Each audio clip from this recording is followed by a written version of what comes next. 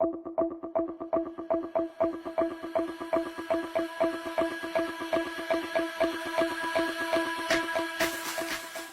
kemarin Pak Prabowo ini bilang kepada pihak-pihak yang tidak ingin bekerja sama untuk jangan jadi pengganggu gitu, Mas. Iya, yang bekerja sama aja bisa ganggu loh, saya ingetin loh ya.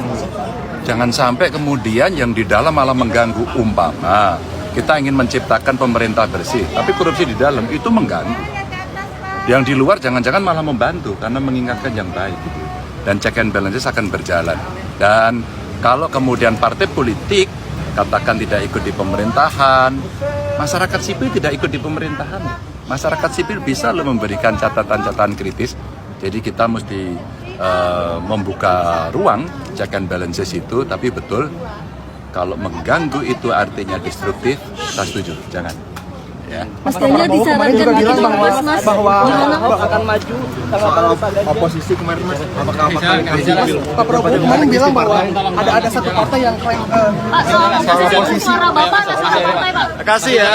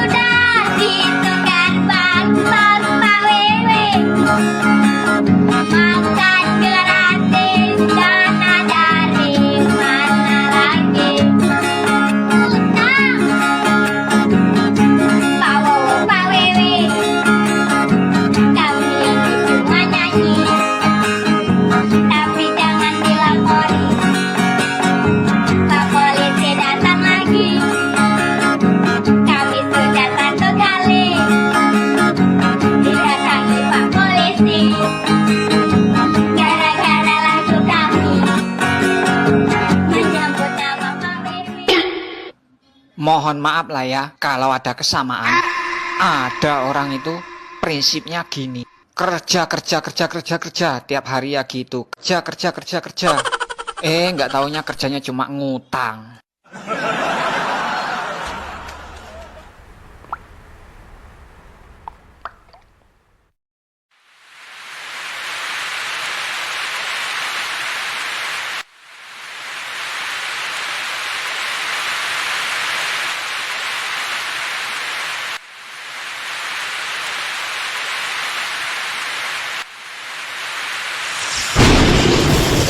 Beberapa waktu yang lalu Presiden Jokowi menandatangani berlakunya Undang-Undang Desa yang baru. Itu Undang-Undang Nomor 3 Tahun 2024. Ada yang menarik di Undang-Undang Desa ini, ada kemajuan bahwa kepala desa nanti kalau sudah purna tugas akan mendapatkan pensiun. Kepala desa juga bisa menjabat selama 16 tahun berturut-turut karena satu periodenya adalah 8 tahun. Jadi 8 kali 2, 16 tahun. Jadi ini akan menjadi raja kecil di desa gitu. Jadi 16 tahun. Di samping itu dia mendapatkan uang purna tugas dan pensiun. Luar biasa. Kemurahan dalam tanda kutip seorang Jokowi kepada kepala desa. Apakah benar itu kemurahan? Bagi saya ini adalah balas jasa. Ini imbal jasa yang diberikan oleh Presiden Jokowi karena telah memanfaatkan kepala-kepala desa yang ada yang selama ini untuk mendukung keinginan Pak Jokowi untuk menggolkan anaknya untuk menjadi wakil presiden.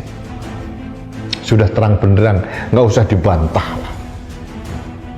Jadi dengan berlakunya undang-undang desa ini memang itu kemuliaan baru buat para kepala desa.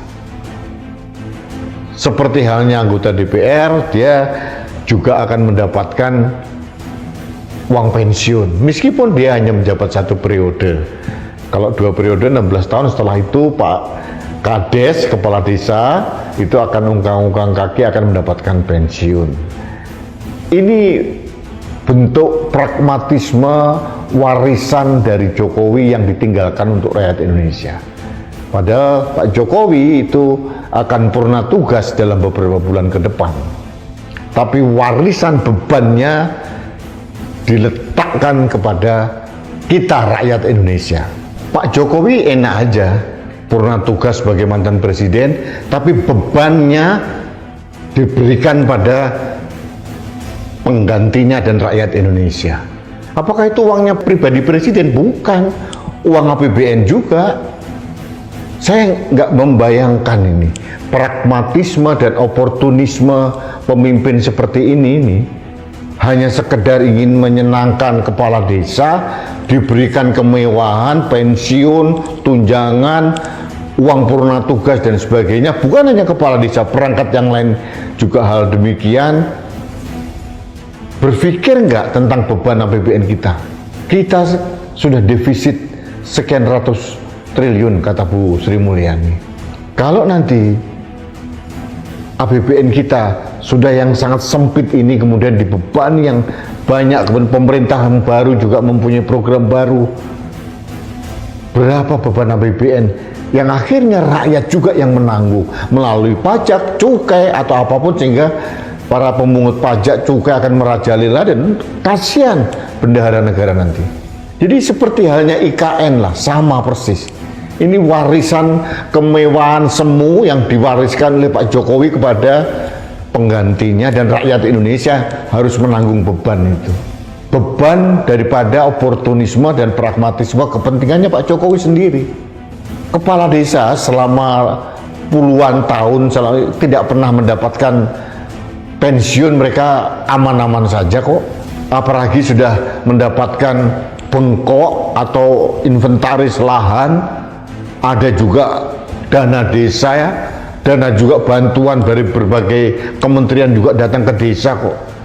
Tidak ada kepala desa yang tidak makmur di negeri ini. Belum ada pungutan-pungutan desa juga ada, iuran desa juga ada. Kenapa harus ditambah lagi beban negara, beban rakyat ini dengan memberikan pensiun kepada para kepala desa? Pak Jokowi tidak berpikir panjang, hanya berpikir pokoknya dia dikenal sebagai orang yang memberikan pensiun kepada kepala desa. Dia hanya ingin dikenal sebagai orang yang berhasil memindahkan ibu kota meskipun masih carut-marut, masih belum selesai, beban pendanaan juga masih sangat besar. Itu beban kita, bukan beban Pak Jokowi, bukan beban Gibran, bukan beban Kaisang atau Bobi, beban kita rakyat Indonesia.